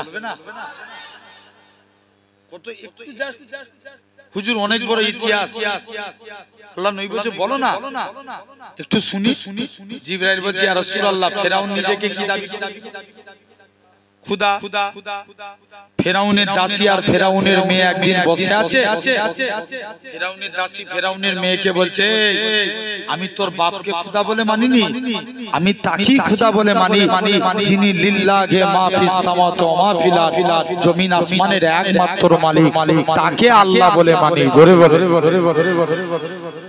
ফেরাউনের দাসী বলছে দাঁড়া তোর ব্যবস্থায় শুনছো বাপ ফেরাউনের দাসী বলছে দাঁড়া তোর ব্যবস্থা করে দিচ্ছি চলে গেল আস্তে আস্তে করে ফেরাউনের কাছে গেছে আব্বা আপনাকে খুদা বলে মানেন কে আপনার দাসী ফেরাউন ডেকে পাঠিয়েছে দাসীর দুইটা বাচ্চা ছিল শুনছো গরম তেলের মধ্যে দাসীর বাচ্চাগুলোকে ছেড়ে দিলেন দাসীর বাচ্চাগুলো চিকবিকিয়ে উঠে শহীদ হয়ে গেল ফেরাউন বলছে দাসী এবার বলো তুমি কাকে খুদা বলে মানো দাসী আবার বলছে আমি আসমান জমিনের মালিককে আল্লাহ বলে মানি জোরে বলো তোকে খুদা বলে মানো বলছে তবে দাসী ফেরাউনের বাচ্চাগুলোকে আরো কষ্ট দেয় মুসলমান ঘরের ছেলে মেয়েরা তরুণেরা এই নবী প্রেমিকেরা ফেরাউনের দাসী বাচ্চা দুটো শহীদ হয়ে গেল ফেরাউনের দাসী উপর দিকে তাকিয়ে কি জানো মুখ থেকে বিড়বিড় করে বলে ফেরাউন বলে দাসী রে তুই উপর দিকে তাকিয়ে কি বলতে লাগি দাসী বলে ফেরাউন আমি যাকে বলার বলে দিয়েছি আমি আমার আল্লাহর কাছে বিচার দিয়ে দিয়েছি এরকম ভাবে ফেরাউন দাসী এবার কি তাহলে তুই মরণের জন্য তৈরি হ দাসী বলে কোনো ব্যাপার না দাসীকেও মেরে দিল দাসী মরণের আগে একটা কথা বলে ফেরাউন আমি তো মরে যাব তবে আমার মরে যাওয়ার পর আমার দুই বাচ্চা আর আমার লাশটাকে একটা কবরে দাফন করে দিবে ফেরাউন দাসীর এই আশাটা পূর্ণ করলো এরকম ভাবে তিনজনের কবর তিনজনের লাশ একটা কবরে দাফন করে দিল ফেরাউনের দাসী সেই কবর থেকে জিবরাইল আমিন বলে আজও জান্নাতি খুশবু বেরোতে লাগে আল্লাহ নবী বলে জিবরাইল এটা কতদিন বেরোবে জিবরাইল আমিন বলে ইয়া রাসূলুল্লাহ হাবিবাল্লাহ আল্লাহ পাক কিয়ামত পর্যন্ত ফেরাউনের দাসীর কবর থেকে জান্নাতি খুশবু বার করবে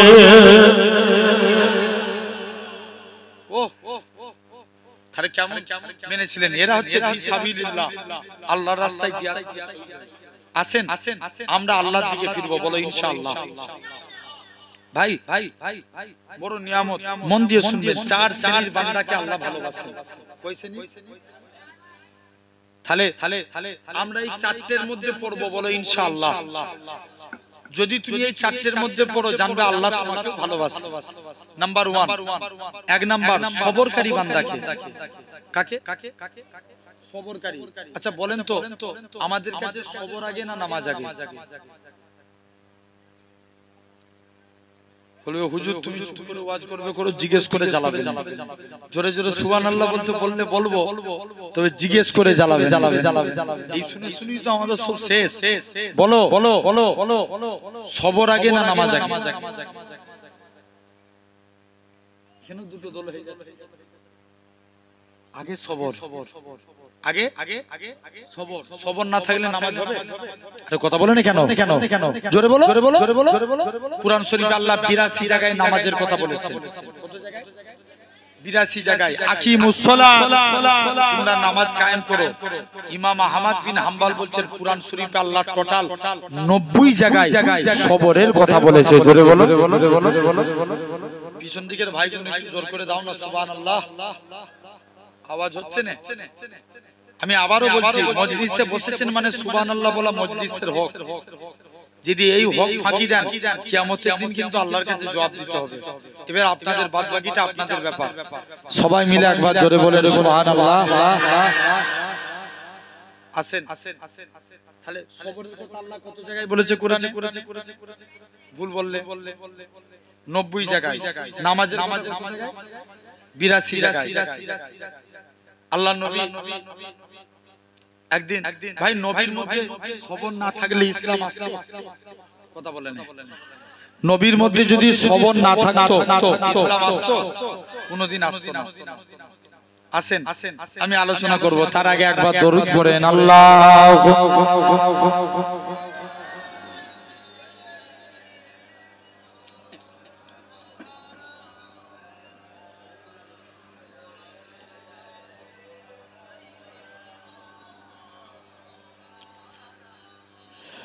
মদিনা ওয়ালার দেশে আশিক যখন যায়, কলজেখানা মদিনায় রেখে আসতে চায়। জোরে বলো না, হাত উঠিয়ে সুবহানাল্লাহ হবে। এই মুঠো করো, এই যে না, এটা মুঠো হলো তো? জোরে বলো সুবহানাল্লাহ। একসঙ্গে সবাই মিলে আরো জোরে বলো সুবহানাল্লাহ। মদিনা ওয়ালার দেশে আশিক যখন যায়, মদিনা ওয়ালার দেশে আশিক যখন যায়, কলজেখানা মদিনায় রেখে আসতে চায়। কলজেখানা মদিনায় রেখে আসতে চায়। হইতে পারে তারাও যারা ছিল মদিনায়, হইতে পারে তারাও যারা ছিল মদিনায়, মদিনা দেখিল নাকি দেখিল জান্নাত, মদিনা দেখিল নাকি দেখিল জান্নাত।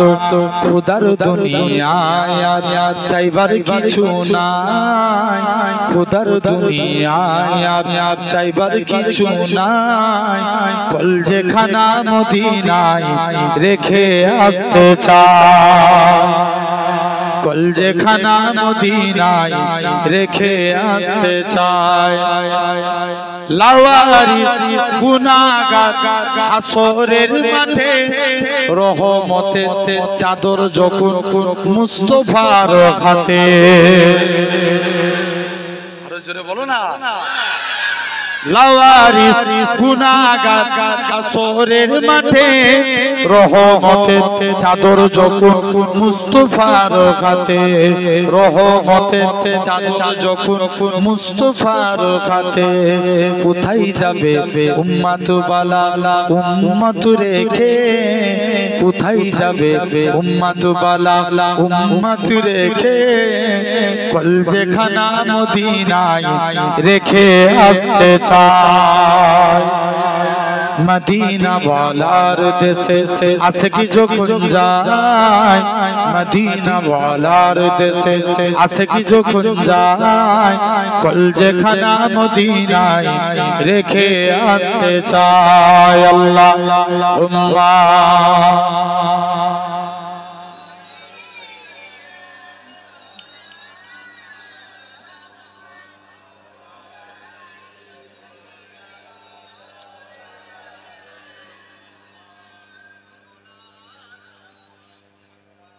আমার ভাইরা আব্বারা, তাহলে নামাজের থেকেও কি আগে সবর? একটু মন দিয়ে শুনবেন। নবীর মধ্যে যদি সবর না থাকতো আমরা ইসলাম পেতাম? কোনদিন পেতাম না। নবী একদিন সর্বপ্রথম আল্লাহ হুকুম করলেন, নবী মক্কার মানুষদের কাছে গেলেন। এই মক্কার মানুষেরা, তোমরা আমার আল্লাহকে আল্লাহ বলে মেনে নাও, আমাকে নবী বলে মানো। নবী মন খারাপ করে দাঁড়িয়ে আছে। এখন বলো নবী মন খারাপ করলে আল্লাহ কি সহ্য করে থাকবে? জোর করে বলো না। কারণ আল্লাহ সবার থেকে কাকে বেশি ভালোবাসে? আমার নবীকে। নবী মন খারাপ করে দাঁড়িয়ে আছে। আল্লাহ সব নবীদেরকে জিজ্ঞেস করছে, নবীরা তোমরা কিসে রাজি?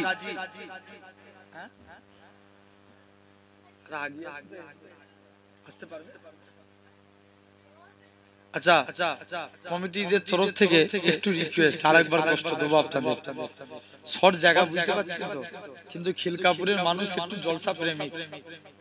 অনেক জায়গায় বড় বড় জায়গা করে লোক বসার জায়গা লোক নাই, ঠিক না? কিন্তু আলহামদুলিল্লাহ আল্লাহর কি দয়া দেখেন, যেই উল্লাহ মাথা আল্লাহর কুদরত। তারপরেও একটু যদি আগিয়ে আসতে পারেন।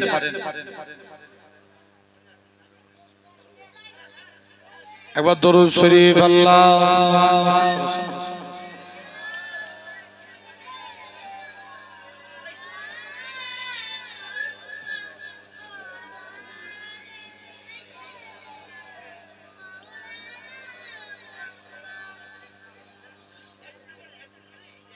আসেন ভাইরা, তাহলে সব নবীরা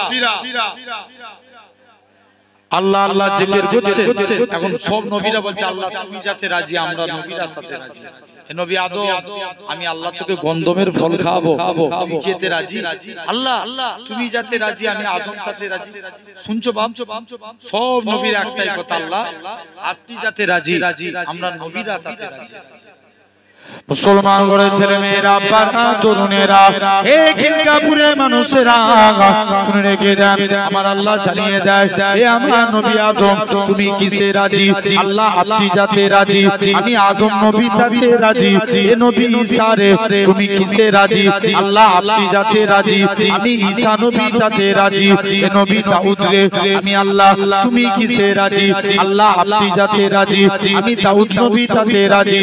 আল্লাহ নবীদের জিজ্ঞাসা করবে, হে নবী আদম তুমি কিসে রাজি? আল্লাহ আপনি যাতে রাজি, আমি আদম তাতে রাজি।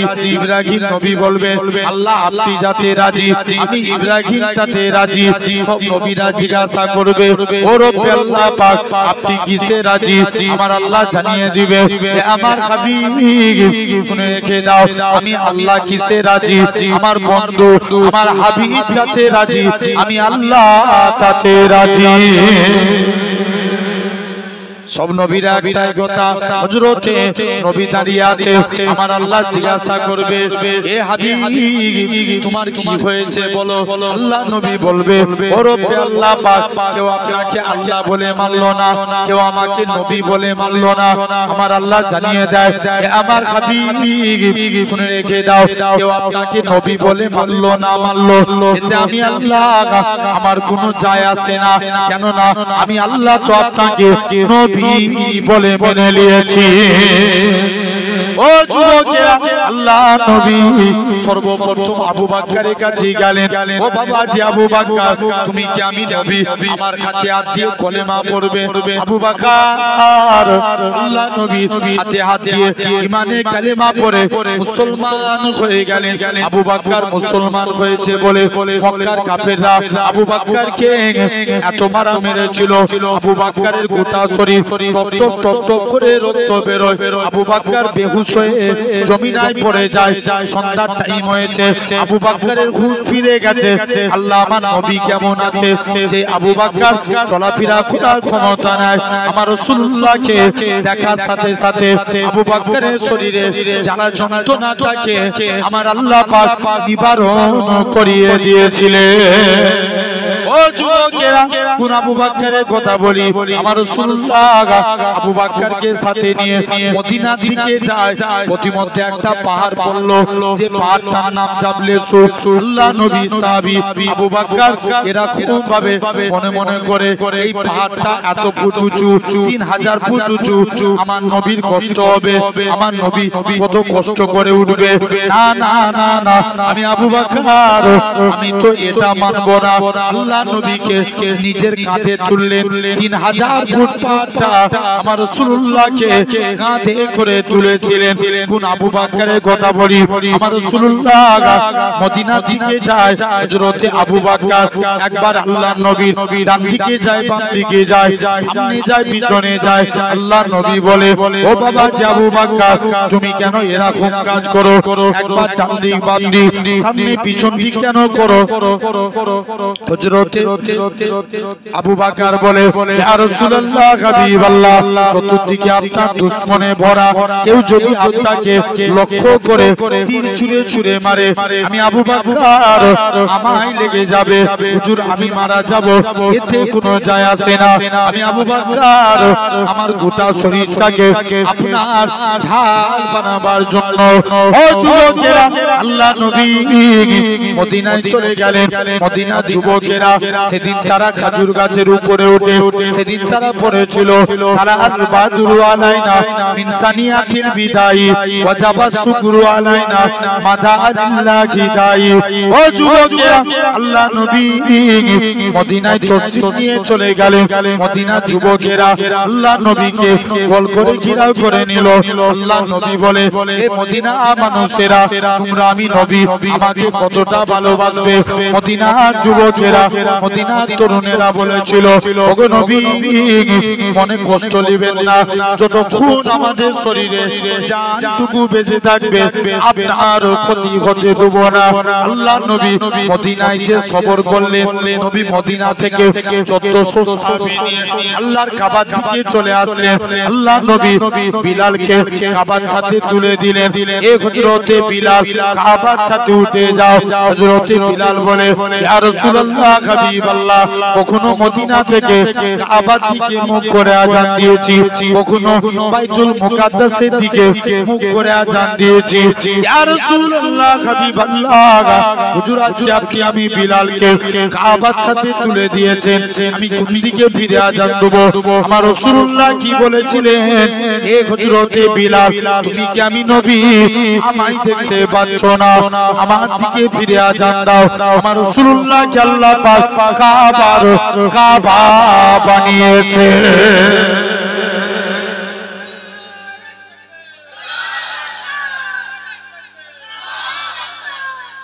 ও আল্লাহ কত বড় দয়াবান দেখেন তাহলে নবী সবর করেছিল মক্কা থেকে মদিনায় কজনকে নিয়ে আসলেন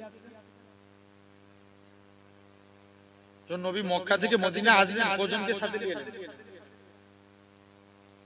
কথা বলেন ইয়েস নাম কি হযরত আবু বকর মদিনা থেকে মক্কায় গেলেন কজনকে নিয়ে একটু আগেই বললাম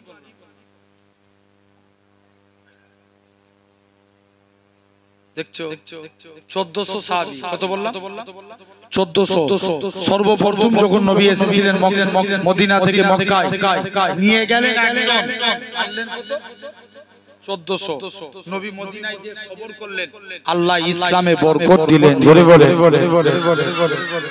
বুঝতে পারলাম তাহলে এক নাম্বার সবরকারী বান্দাকে আল্লাহ 2 নাম্বার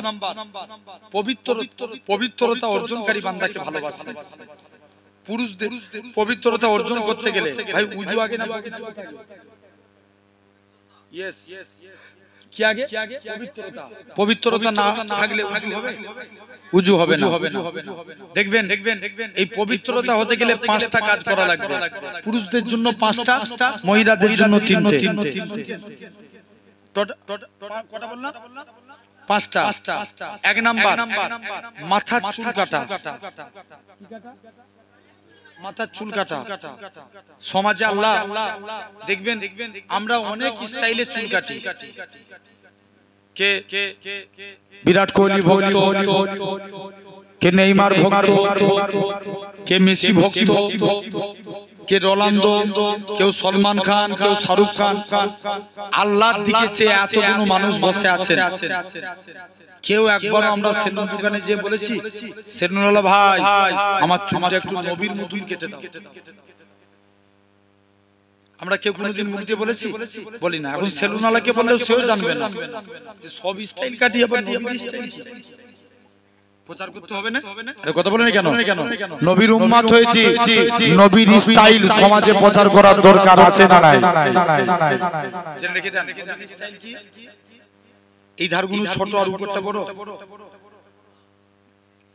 নবীর স্টাইল চারিদিকটা সমান, মানে ছোট করে কাটলে চারিদিকটা ছোট হবে। শুনছেন না? চারিদিকটা কি হবে? ছোট হবে। আর না হলে বাবরি রাখেন, পিছনে বাবরি চুল। জানবেন এটাই নবীর সুন্নাত। জোরে বলো সুবহানাল্লাহ। মুসা নবী জামানায় সামিরা বলে এক ব্যক্তি ছিল। কি নাম বললাম? সামিরা। সে মুসা নবীর নকল করত। মুসা নবী যেমন ভাবে উজু করতেন, সামিরা উজু করত। যেমন ভাবে লাঠি নিয়ে চলতো, যেমন ভাবে আপনার পাগড়ি পরতেন, পাগড়ি পরতো, যেমন ভাবে টুপি পরতেন, টুপি পরতো। এই যে যেমন এই টুপিগুলিকে একবারকে নাম জানে ভাইজান টুপি। হ্যাঁ না? আরে কথা বলেন। ভুল বলছি? এরাও অনেকে মানে তো কথা বলেন। আব্বাস ভাইকে যারা ভালোবাসে এরকম টুপি পরে না অনেক ছেলে। এটা একটা সমাজের ফ্যাশন হয়ে গেছে। মানো, ভালো আলেমদের থেকে অনুসরণ করো, অবশ্যই এগুলো ভালো কাজ। জেনে রেখে দেন। কেন আমরা নেতাদের, আমরা সিনেমার নায়ক নায়িকাদের অনুসরণ করব? হাদিস শরীফ আল মারউ মা মান হাব্বা, যার সঙ্গে যার মহব্বত তার সঙ্গে তার বিরাম। বুঝছেন না? মানবেন। এখন কথা হচ্ছে সামিরা অল টোটাল মুসা নবীর নকল করত। আর ফেরাউন তারা করেছে, মুসা নবী নীল নদে চলে গেছে। আল্লাহ বলছে মুসা লাঠি ঠাকা। মুসা নবী লাঠি ঠাকালেন, পানি কি হলো? দুভাগ, মাঝখান দিয়ে রাস্তা। মুসা নবী পার হয়ে গেলেন। ফেরাউনের আসতে একটু দেরি হয়ে যায়, তার দলবল নিয়ে ফেরাউনও পার হচ্ছে। আল্লাহ বলছে মুসা আবার লাঠি ঠাকা। পানি সমান। আজও মিশরের নীল নদের পানির কালার দুটো দেখতে পাবেন, একটা স্বচ্ছ পানি আর একটা ঘোলাটে পানি। নেট সার্চ করে দেখো। ভুল বললাম? এখন শুনছো তো ভাই? এখন যেই পানি সমান হয়ে গেছে নীল নদের পানির অনেক গভীরতা, সব পানিতে হাবুডুবু খাচ্ছে, সবাই মরে গেছে, কিন্তু আল্লাহ সামিরাকে বাঁচিয়ে দিয়েছে। কাকে? জোর করে বলো। মুসা নবী দেখে সামিরা বেঁচে আছে, রেগে লাল। রাগী ছিলেন না ঠান্ডা ছিলেন? রাগী। আজ রাই জান কবজ করতেছে, 100 মেরে ডান চোখ দিয়ে পার করে দিয়েছে। কে বলেন তো? এটা সেই মুসা নবী। এখন রেগে লাল। আল্লাহকে বলছে আল্লাহ তুমি ফেরাউনের আগে যদি একে মারতে আমি বেশি খুশি হতাম। আল্লাহ বলছে কেন রে? আল্লাহ আমি যেটা করি সেটা আমার কবুল করে। আল্লাহ বলছে মুসা শোন, তোর স্টাইলকে আমি আল্লাহ কবুল করেছি, তোর স্টাইলকে কপি করেছে সামিরা, এর জন্য আমি আল্লাহ তাকে মাফ করে দিয়েছি। বুঝাতে পারলাম না? তাহলে মুসা নবীর স্টাইল যদি সামিরা কপি করে যদি সামিরা মাফ পেতে পারে, তাহলে আমরা যদি হাবিবুল্লাহর স্টাইল কপি করি আল্লাহ কি মাফ করতে পারে না? সন্দেহ আছে নাকি কারো? তাহলে আসেন, এরপর থেকে যখন চুল কাটবো নবীর স্টাইলে চুল কাটবো, বলো ইনশাআল্লাহ। বছরে তো সবাই স্টাইলে চুল কাটো প্রতি বছর। আসুন একবার নবীর স্টাইলে চুল কেটে দেখো। তাহলে যে কোনো কাজ করব নবীর স্টাইলকে ফলো করে। মনে করেন এই যে যুবকগুলো বসে আছেন, অনেকে স্যুট পরেন, আমি পড়তে নিষেধ করছি না, গাঁটের নিচে পড়বেন না। কার নিচে? গাঁটের নিচে মানা করলাম, গাঁটের নিচে পড়বেন না। যখনই স্যুট পরবেন গাঁটের উপরে, কিন্তু স্যুট পরবেন আগে ডান পা দিবেন। পা যখন গলাবেন কোন পা? ডান পা। জামা পরবেন ডান হাত, পায়জামা পরবেন ডান পা। কাউকে কিছু দিবেন ডান হাত, হারুকাইতে কিছু নিবেন ডান হাত। এই ডান কিয়ামতের দিন আল্লাহ বলবে তোরা যারা ডানপন্থী আছিস এগিয়ে আয়। একবার দরুদ পড়ো তো। আল্লাহুম্মা হ্যালো ওয়ালাইকুম আসসালাম। যে বলে না আমি এখন একটু জলসা করছি, কারণ সে পানি হচ্ছিল তো একটু লেটে বসা হয়েছে, পানির জন্য তো জলসা একটু মানে দেরি করে শুরু হয়েছে। একটু টানতে বলো বক্তাকে, আর লোকেশনটা হোয়াটসঅ্যাপে পাঠিয়ে দাও। 12টার সময় ঢুকবো,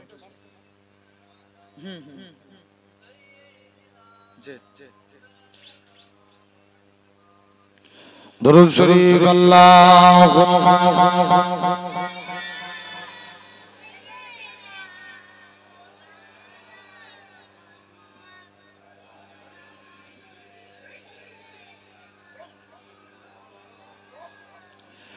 জাগানা জুড়ে মুহাম্মদ কা নিশানা ঠেকের जाता है জোরে বলো না হাত উঠিয়ে সুবহানাল্লাহ হবে জোরে বলো সবাই মিলে তুলছে তো দেখবে কে তুলছে না আগে তোমার সাইডে মানুষদেরকে দেখবে আরো জোরে বলো সুবহানাল্লাহ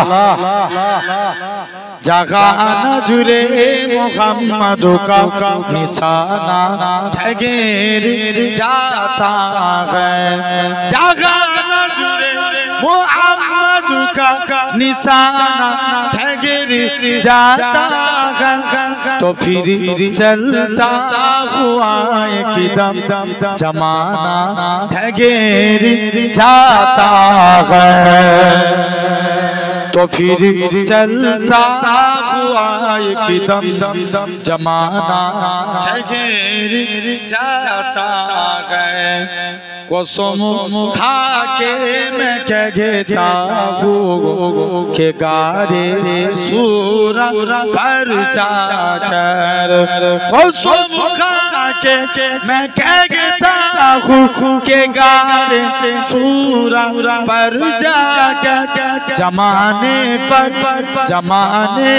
पर किया रोका याराना ठहर जाता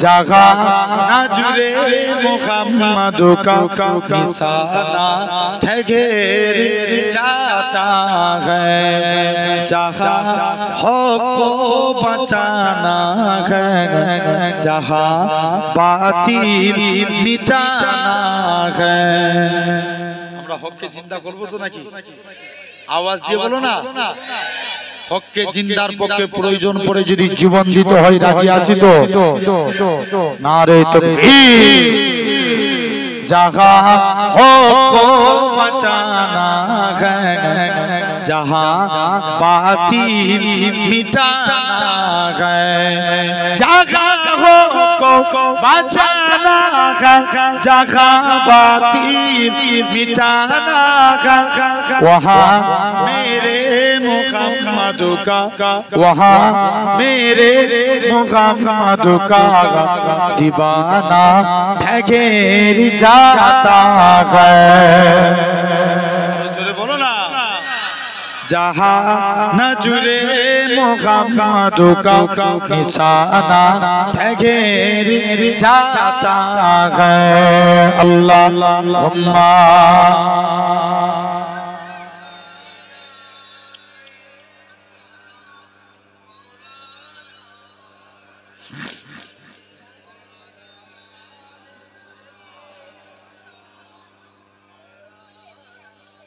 আসেন ভাইরা তো যে কথা বলছিলাম তাহলে আমরা যখনই জামা কাপড় পরবো কোন সাইড দিয়ে ডান সাইড দিয়ে এটা নবীর সুন্নাত জানবেন তাহলে আমরা এক নাম্বার আমার আলোচনা এদিকে নয় দুই নাম্বার গোঁফ ছোট করা দাড়ি বড় করা কি বললাম গোঁফ আর দাড়ি বড় তিন নাম্বার নখ কাটা চতুর্থ নাম্বার বগলের পশম পরিষ্কার করা 41 দিন অন্তর পঞ্চম নাম্বার নাভির নিচের পশম পরিষ্কার করা পবিত্রতা হতে গেলে এই পাঁচটা কাজ করা লাগবে বলো ইনশাআল্লাহ দুই নাম্বার হয়ে গেল চার শ্রেণীর বান্দাকে আল্লাহ ভালোবাসেন তিন নাম্বার পরেশগারিতা বান্দাকে আল্লাহ ভালোবাসেন এখন তাকওয়া উপরে ইসলাম চলে না মসলার উপরে ইসলাম চলে জানো মসলার উপরে তাকওয়া আগেকার যুগে ছিল দেখবেন মনে করেন সব আগে মুরগিওয়ালারা যারা মুরগির দোকান করতো এরা মলি সাহেব ডেকে জবাই করে এখন নিজেরাই একটা বড় বড় মলি সাহেব কথা বলেন ভুল বলছি আছে না হয়তো আপনার এই এলাকায় অনেকে দোয়া জানে যত পশ্চিমে যাবেন অনেকে দোয়াই জানেন না 786 বলে মুরগি জবাই করতে কত বললাম? শুনছো না? জেনে রেখে দাও। অনেকে পিসাবে পানি লাইনে মুরগি জবাই করে। তাহলে আপনি মনে করেন আপনারা এখানে স্টেশনের নাম কি? বারাসাত ছেড়ে দেন, এটা একটা ছোটখাটো জংশন। শিয়ালদায় যাবেন, হাওড়া স্টেশনে যাবেন, বা বারাসাতে পাবেন চিকেন প্যাটিস। ওদেরকে আমি বললাম একবার মিলিয়ে, কথাটা মিলিয়ে দেখে যে বলে চিকেন প্যাটিস, ভাই এটা হালাল? কি বলছিস রে তোরা? 100% হালাল। আচ্ছা বলো, যদি হালাল বলে মশলা অনুযায়ী খাওয়া যায় হবে? হালাল বললে মশলা অনুযায়ী কি হবে? খাওয়া যায়। কারণ তুমি হারাম হালাল জেনে খাচ্ছ। এবার সে যদি হারাম খায় গুনাহগার হবে, তার হবে। কিন্তু তাকওয়া তার ক্ষেত্রে চলবে।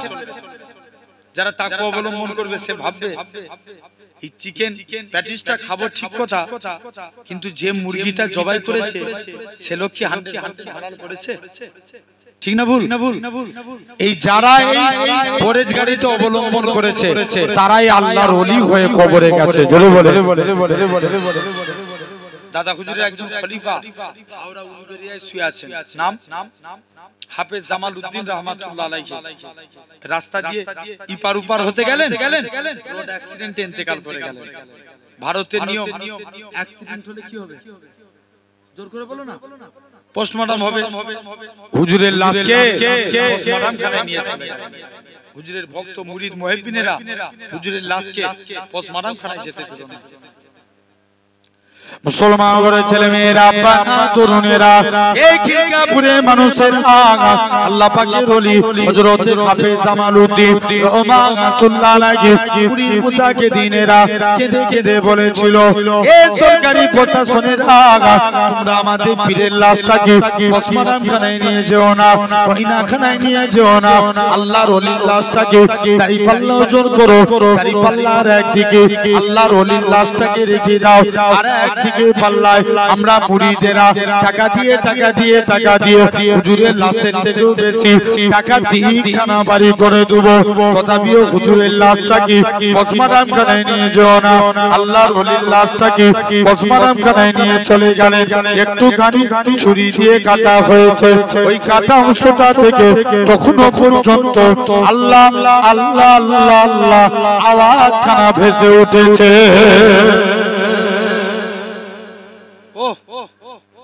তাহলে ইনারা তাকওয়া অবলম্বন করেছে, আল্লাহর ওলি হয়ে গেছে। আমার এই ভাইগুলো তোমরা গিয়েছিলে না দরবারে?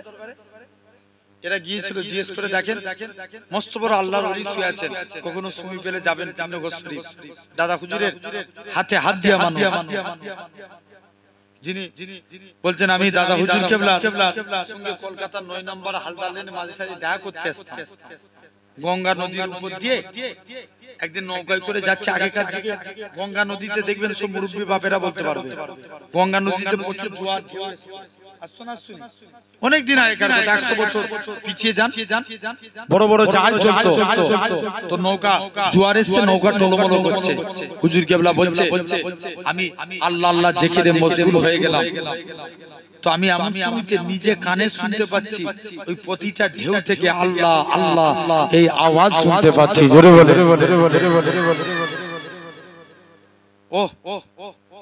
তাহলে ইনারা পরেশগারিতে অবলম্বন করেছে। কেমন? আমি হুজুর কেবলাকে 2013 সালে ইন্তেকাল করেছিলেন, 115 থেকে 118 বছর হায়াতে ছিলেন। হুজুর কেবলা যখন ইস্তেঞ্জা করতেন, ইস্তেঞ্জা করার পরই 3টা মাটির ঢিলা নিয়ে 41 পা হাঁটা চলা করতেন। দেখবেন অনেকে ইস্তেঞ্জা করে উঠি একটু বা দুটো প্রস্রাব গুলিতে পড়ে যায় না, অনেকের এই প্রবলেম হয়তো। আরে কথা বলে হয় না? হয়। আধুনিক মশলাই বলা হচ্ছে যে তোমরা তুলো ইউজ করবে যাদের এরকম সমস্যা, কিন্তু কুলুক ব্যবহার কি 3টা মাটি ঢিলা নিয়ে 41 পা হাঁটা চলা করতেন। অবশিষ্ট প্রস্রাবের অংশ ওই মাটির ঢিলার মধ্যে পড়ে যেত। এটাকে বলা হয় তাকওয়া। তারা করতেন, বা আগেকার যুগের অনেক মানুষও করতেন। দেখবেন, কিন্তু এখন তাকওয়া উঠে গেছে, মসলাই ইসলাম চলছে। জেনে রেখে দাও ভাইরা, আব্বারা, তরুণেরা, এটা হলো 3 নাম্বার। আর 4র্থ নাম্বার, আল্লাহ ভালোবাসেন তওবা। এই যে ধরেন একটু পরেই শেষ হয়ে যাবে, বাড়ি চলে যাবেন, তাবারক কি আছে, তাবারক খিচুড়ি, আলহামদুলিল্লাহ, প্যাকেট না বসে খানো প্যাকেট, তাবারক নিয়ে বাড়ি যাবেন, যে ঘুমাতে যাবেন, ভাইয়ের মতো করে বলছি, অন্তত দেখেন, বিশ্বাস করেন আপনারা ভালোবাসে, এই কমিটির ছেলেগুলো অনেক ভালোবাসে। আমি এদের উপরে একটা দুটো কথা শুনলাম, কিন্তু মন থেকে অনেক খুশি হয়ে গেলাম। এই কমিটির ছেলেদের উপরে একটা ছেলে বলছে, ভাইজান আপনি যে ডেটটা দিবেন, আমার এই ডেটটা একটু একদিন না কদিন আগে করার কথা ছিল না, 8 দিন আগে। আমার একটু আনফরচুনেটলি একটু সমস্যা হয়ে গেছিল, তো যার কারণে আমি এই ডেটটা একটু চেঞ্জ করে, তো জেনে রেখে দেন, তো আমি দেখেছি, কিন্তু বিশ্বাস করে নিয়ে আজকে আপনাদের সামনে কথাটা বলে ফেললাম। দেখবেন অনেক টাইমে বলে না যে হুজুর দোয়া করবে, আচ্ছা দেখবেন দোয়া কি চাইতে হয়, এটা কথা বলে না, দোয়া মন থেকে বেরোয়। জেনে রেখে দেন ভাইরা, আব্বারা, তারপরেও বলছি, আর বেশি বললাম না, এই কমিটির ছেলে অনেক ভালো, আলহামদুলিল্লাহ। এরা বিশেষ করে, আর তারপরেও যে আপনারা এত এই ঝড় পানির মধ্যেও এত মানুষ হবে না, আমি এটাও কল্পনাই করতে পারি না, কিন্তু এটা খিলকাপুর বলে সম্ভব, আলহামদুলিল্লাহ। আমি তো ভেবেছি যে পানি হচ্ছে, আল্লাহ জলসাই হবে না, জেনে রেখে দেন। তারপরেও আল্লাহ যতটুকু আপনাদের কাছে আল্লাহ আলোচনা করালেন, আল্লাহ আমার দ্বারা যতটুকু বলালেন, আল্লাহ যেন আমাদের বেশি বেশি করে আমল করার তৌফিক দেন। সকলে বলি আল্লাহুম্মা আমিন। জোর করে বলো। তাহলে খবরদার, আমরা রাতে আল্লাহর কাছে তওবা চাইবো, বলো ইনশাআল্লাহ। জোর করে বলো ইনশাআল্লাহ। আল্লাহ কবুল করেন। তবে আবারও বিদায়ের আগে বলে যাই, ইসলামের কিন্তু বড় দুর্দিন এসে গেছে। ভুল বললাম? বুঝছেন না? ইসলামের অনেক দুর্দিন এসে গেছে। আগামী দিনে দেখতে পাবো। হ্যালো, দরুদ শরীফ, আল্লাহুম্মা।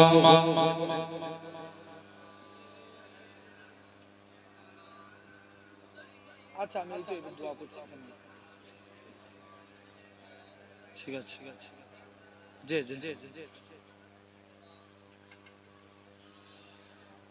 আল্লাহ আমাদের সকলকে কবুল করেন। জেনে রেখে দেন, তথাপি আমরা আল্লাহর কাছে ইস্তেগফার করব।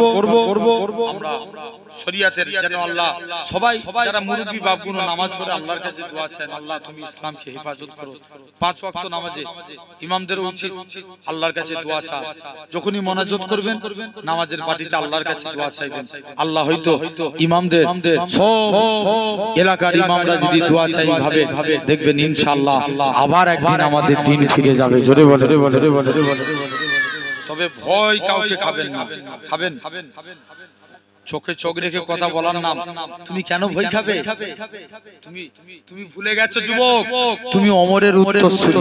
জোরে বলবে না? তুমি কাকে ভয় খাবে? তুমি সালাউদ্দিন আইয়ুবীর উত্তরসূরি। তুমি কাকে ভয় করবে? তুমি ওমর বিন আব্দুল আজিজের উত্তরসূরি। জোরে বলে। ভয় তুমি কাউকে খাবে না। মুসলমান ভয় করে কাকে? আওয়াজ দিয়ে বলো আল্লাহকে। তাহলে আমরা ভয় করব আল্লাহকে। আল্লাহ আমাদের সকলকে কবুল করে নেন।